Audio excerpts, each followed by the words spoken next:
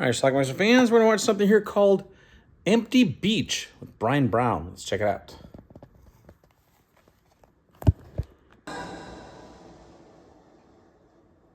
Watching the seagulls, watching the sea. The yacht was... Brian Brown plays an out of down in his luck PI. Said that John had cancer and he couldn't face it. This woman's husband's been missing for a couple of years, presumed dead from suicide. Go overboard. She thinks he's alive. He was never found. She got a note. I saw John in Roscoe Street, Mrs. Singer. He looks crook. There was an investigation at the time, of course. I just want it settled. First thing he does is talk to this guy named Hennenberry who might know something. Read your articles about him. How do you know I'm Hennenberry? Well, aren't you? What do you cost, Handy? I believe you knew. So he plays Cliff Hardy, and he's interviewing anybody and everybody who may have known John Singer. Swimming pool installations. Mr. Singer died. Company problem. Why did he say he did? I can't answer that question. You've got to answer. I pay you. I don't have to do anything. How do you want it to turn out, Mrs. Singer? Turns out John had a mistress. Junkie, are you? Get stuffed. I'm working for Mrs. Singer. She thinks John might be alive. She thinks he might have faked his death so he could run away with you, did he? So he goes to visit Hennenberry again. That's him in the yellow there. He's a journalist and has some sort of incriminating tapes about the subject. A lot of good scenery in this movie, actually. And while he's watching, suddenly he gets attacked by somebody else and is stabbed.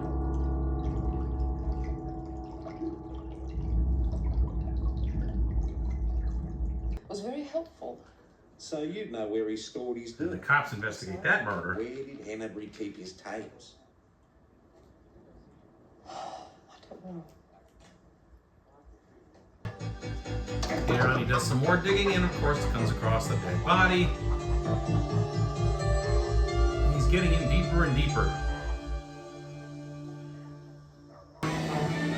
The bad guys are now after him.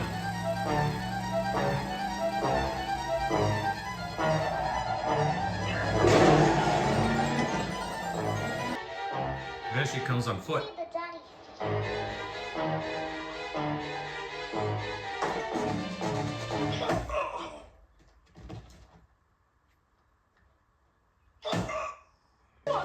He goes back to Hennenberry's girl. Tell me I said shut up! Who do you think did this? Why do you think they did it? Why do you think I just got blasted at? Because they want the tapes. Well, I don't have them. Well, if you don't have them, who's got them? More interviews. I admired Hennenberry, as a matter of fact. Oh, I didn't always agree. Here's your water taxi. Will you please excuse us? Thanks for the drink. Thank you, Cliff. Ed? That Ian's concern in the last days of his life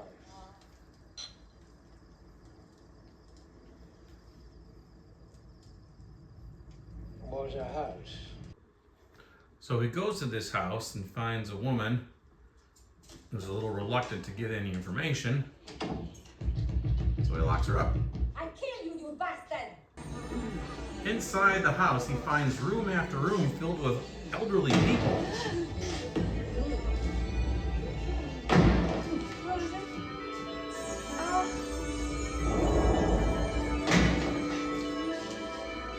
They call it a nursing home. It's all esteemed for their checks. What they do is lock people up and rip off their pension checks.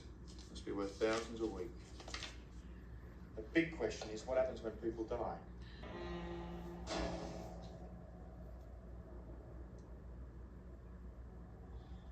They put the bodies in here and they boil them down with lime. That's how they get rid of them. Months later, they are caught.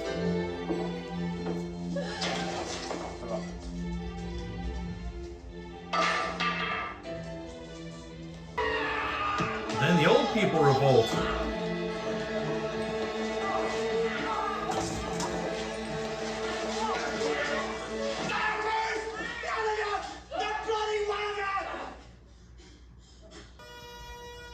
course, it doesn't take long before he's kidnapped again.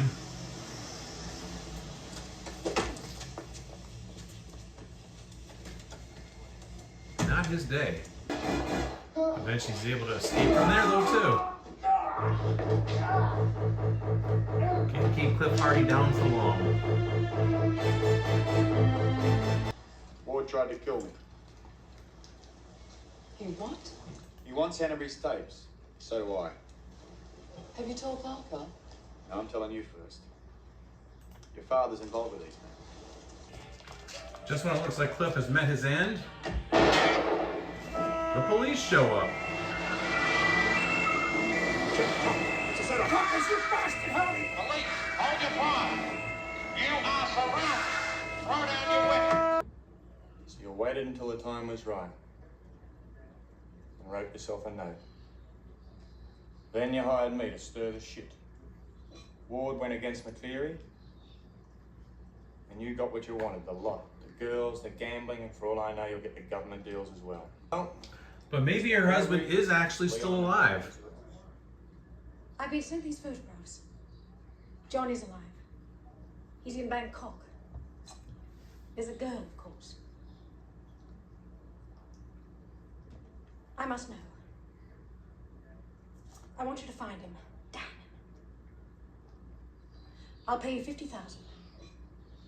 I'll pay you anything you like. But not today.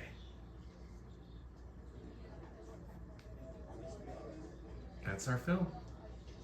All right, let's talk about the movie The Empty Beach, starring Brian Brown. Brian Brown is the only person in this Ozploitation Rarities Volume 3 that I actually recognized. He was in the movie Cocktail, that horrible Tom Cruise movie from 1988. And I think he did a couple other American films as well, but that's what I kind of remember him from. But anyway, in this movie, it came out 3 years earlier, in 1985, he plays a down-on-his-luck private investigator who gets hired by this woman, Mrs. Singer, who believes that her husband, who made a suicide note a few years earlier and was lost at sea, she believes he's still alive because she has a note that says somebody saw him. So she hires him to look into it. Well, during the course of his investigation, he interviews all kinds of people who know Mr. Singer, and he ends up stumbling upon this ring of a phony nursing home that is taking in all these elderly people and basically stealing their checks from week to week, making thousands and thousands of dollars. And then when the resident dies,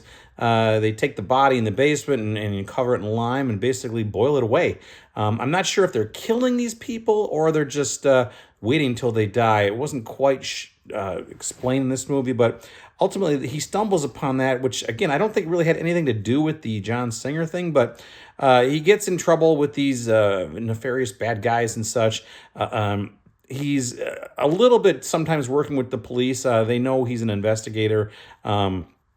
They're not actually fond of him. But again, ultimately, near the end of this movie, the police show up and bust everybody. And it turns out that Mrs. Singer basically set this thing up all herself. Again, I'm not sure to what end. But at the end of the movie, when she's sitting down with Cliff, the Brian Brown's character, she tells him that she has some photographs of her husband. Turns out he actually really is alive. Turns out that note that she got earlier, she actually wrote that note, just basically set this whole thing in motion. What exactly was set into motion? I don't really know, to be honest with you. I may have missed some of the plot points here. But anyway, she wants to pay him $50,000 to go search for her husband. But he gets up from the table and walks away, and that's our film. He's done. He wants no more involvement with this, and that is The Empty Beach. What do I got to think about this movie? It was okay. It was an easy watch. It's only 90 minutes long, so it went fairly quickly. The scenery in this movie, I remember I mentioned that in one of the scenes when there was some surfing stuff going on. The scenery actually was incredible. I'm not sure exactly where this filmed. I didn't look it up, but it's obviously somewhere in Australia. But there was some beautiful, beautiful scenery in this movie with the cliffs and the waves and all that other good stuff. I think there was a couple of very brief nude scenes in this movie. Not a whole lot of people die, but those who do is more action-related as opposed to gore and that sort of thing. But anyway, that is it. It's The Empty Beach. Again, another movie I've never heard of before. So we got The Empty Beach, we got Goodbye Paradise, and we got Scobie Malone on this Ozploitation Rarities Volume 3. I think Scobie Malone was the best of the three, and I will definitely watch that one again. These other two, they're okay, but they don't really they don't really have me clamoring to watch them again. But Scobie Malone was kind of fun. I will check that one out again. So anyway, I'm curious if anybody has this Ozploitation Rarities Volume 3. Will they make a 4? I don't know. I've reviewed all 9 movies that are on these 3 sets now, and we'll see what happens next. So there you go. I'll leave a link to Amazon if you are looking for this down below. You can usually get this for about $80 or so. And let me know if you've seen this. It's Ozploitation Rarities Volume 3, The Empty Beach. Check it out. Watch it. Bye.